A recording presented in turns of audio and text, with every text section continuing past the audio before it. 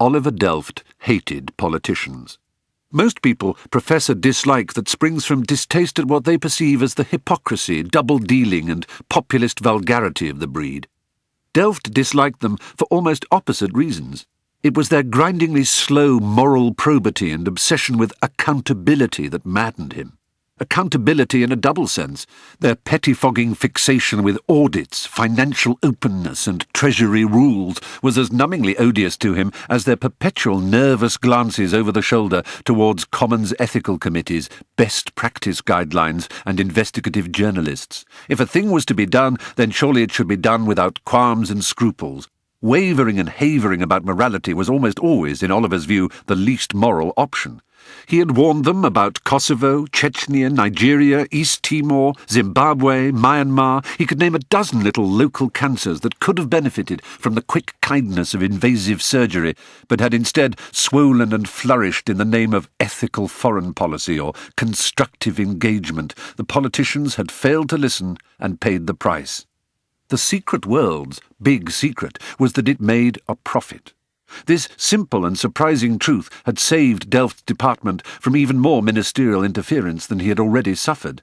Secrets made money, and Britain, especially now that there were no ideological factors to complicate the world and make martyrs and traitors out of intellectuals and fanatics, retained a healthy balance of payment surplus with the rest of the world when it came to her trade in the dark arts.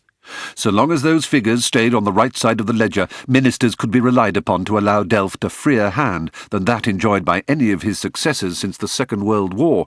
Nevertheless, as far as Oliver was concerned, any interference was too much.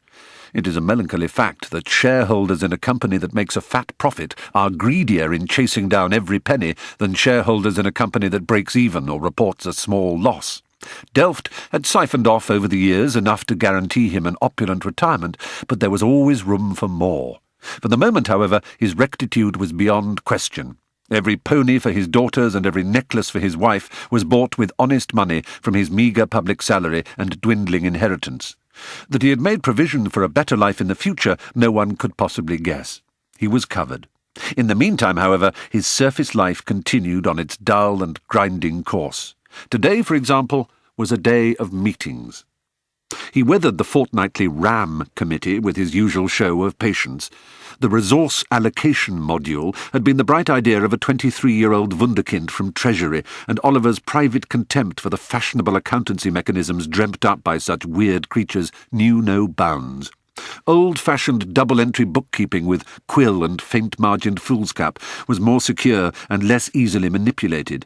The RAM, however, used the latest input engines and nominal ledgering to model the department's financial behaviour, and, more importantly, it boasted its own logo, departmental colour coding and screensaver. This made it the darling of ministers and entirely proof of criticism. In a moment of weakness, Oliver had agreed to lunch with Ashley Barson Garland to talk about his wretched private members' bill. They met at Mark's Club in Mayfair. The good taste of the decor and the discreet expertise of the staff— "Good afternoon, Sir Oliver." How the hell did they know his name? He needed people like that on his payroll. Settled him into a better mood, and by the time he had absorbed the menu, he was ready to enjoy himself despite the prospect of political company. Ashley arrived at the upstairs bar 2 minutes late and spent more than 5 minutes apologising in what Oliver guessed with a revolted shudder was supposed to be a charming and self-deprecating manner. Oliver found it reassuring to remind himself that he was actually some 6 or 7 years older than the balding, jowly and unappetising creature blathering beside him. Oliver's secret vice was vanity. He had an interest in skin care and male cosmetics that only his wife was aware of and no colleague or underling would ever have guessed at. Pomposity, ambition, and bad soap had written themselves indelibly across Ashley's features, Oliver noticed, much as gin and tropical sun used to print themselves on the complexion in the grand old days of empire. A course of humectants, exfoliating creams and cell-refreshant night masks would go some way to improving general skin tone, but very little could be done to help the folds of double chin and the dull glaze over the eyes. Perhaps these are nature's way of warning us off, he thought.